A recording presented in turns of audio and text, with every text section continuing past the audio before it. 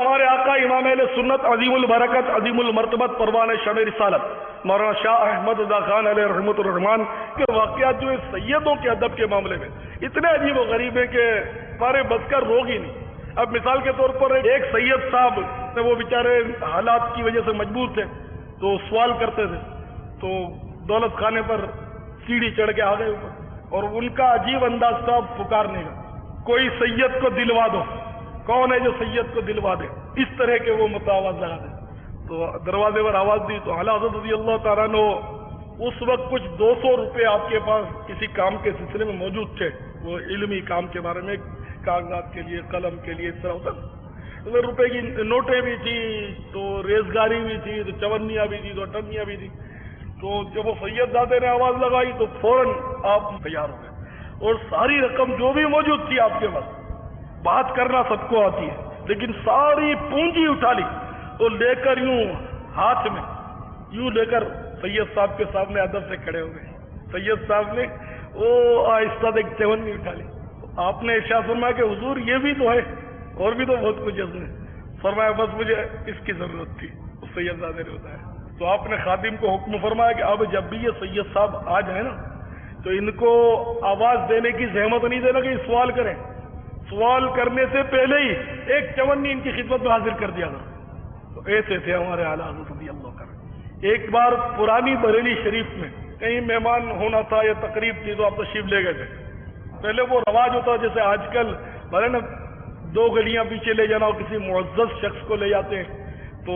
ہم لوگ کار لے جاتے ہیں نا، کار لے جاتے ہیں اور اہتمام کے ساتھ ادب سے لے جاتے ہیں۔ تو پہلے معززین کو پالکیوں میں لے جاتے تھے، تو حضور سیدی اعلیٰ حضرت کو بھی پالکی میں لے جایا جا رہا تھا۔ تو پالکی جا رہی تھی، اچانک آپ نے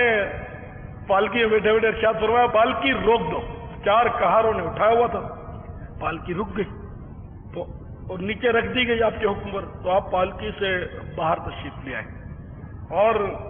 کہاروں کو اپنے قریب بلایا، جو اٹھانے والے تھے، اس کے کندھا دینے والے قریب بلایا، اور بھرائی آواز میں پوچھا آپ لوگوں میں کوئی سید تو نہیں؟ اپنے جد اعلیٰ صلی اللہ تعالی علیہ وسلم کا واسطہ، سچ بتائیے،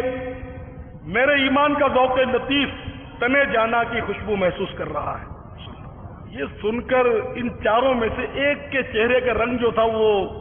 فق ہو گیا، اور انہوں نے لجاجت کے ساتھ عرض کیا کہ حضور مزدور سے کام لیا جاتا ہے، ذات پات نہیں پوچھی جاتی۔ آپ نے میرے جد اعلیٰ کا واسطہ دیکھ کر میرا ایک سربستہ راز فاش کر دیا۔ ابھی اس مزدور کی بات پوری نہیں ہوئی تھی کہ لوگوں نے پہلی بار تاریخ کا یہ حیرت انگیز واقعہ دیکھا کہ عالم کے ایک مقتدر امام کا امامہ اس سید زادے کے قدموں میں رکھا ہوا ہے، اور وہ برستی آنکھوں سے اس مزدور سے التجا کر رہے ہیں، آنکھوں سے دڑ دڑ آنسو بہہ رہے ہیں، اور التجا ہو رہی ہے معزز شہزادے میری گستاخی معاف کر دو، لا علمی میں یہ خطا سرزد ہو گئی ہے، ہائے غضب ہو گیا۔ قیامت کے روز اگر سرکار صلی اللہ تعالی علیہ وسلم نے پوچھ لیا کہ احمد رضا کیا میرے فرزند کا دوش نازنین اس لیے تھا کہ وہ تیری سواری کا بوجھ اٹھائے، تو میں کیا جواب دوں گا؟ اس وقت بھرے میدان حشر میں میرے ناموں سے عشق کی کتنی بڑی رسوائی ہوگی۔ دیکھنے والوں کا بیان ہے کہ جس طرح ایک عاشق دلگیر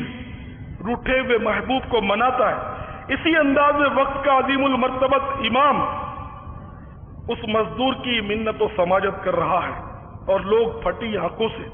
عشق کی ناز برداریوں کا یہ رقت انگیز تماشا دیکھ رہے ہیں۔ کئی بار اس مزدور نے عرض کیا حضور میں نے معاف کیا، حضور میں نے معاف کیا،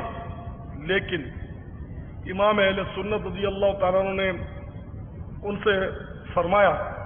کہ اب میں نے لاشعوری میں یہ جرم تو کر لیا، میرے نزدیک اس کا کفارہ یہی ہے کہ اب آپ پالکی میں تشریف رکھیں اور میں اپنے کندھے پر اٹھاؤں گا۔ اب اتنا اعلیٰ حضرت نے ان کو سید زادے کو مجبور کر دیا رو رو کر کہ وہ آخرکار ان کو ماننا پڑا، اور بادل ناخواستہ اب وہ مزدور پالکی میں بیٹھا ہے، اور اہل سنت کا جلیل القدر امام کہاروں میں شامل ہو کر اپنے علم و فضل، جبہ و دستار اور عالمگیر شہرت کا سارا اعزاز خوشنودی حبیب صلی اللہ علیہ وسلم کی خاطر ایک گمنام مزدور کے قدموں پر نثار کر رہا ہے۔ تو میرے پیارے پیارے اور میٹھے میٹھے اسلامی بھائیوں، امام اہل سنت رضی اللہ تعالیٰ عنہ سیدوں کا ایسا ادب کرتے تھے۔ میرے رضا پیارے رضا آچے رضا، دل میں بسا ہے قامت زیبا، حامی سنت اعلی حضرت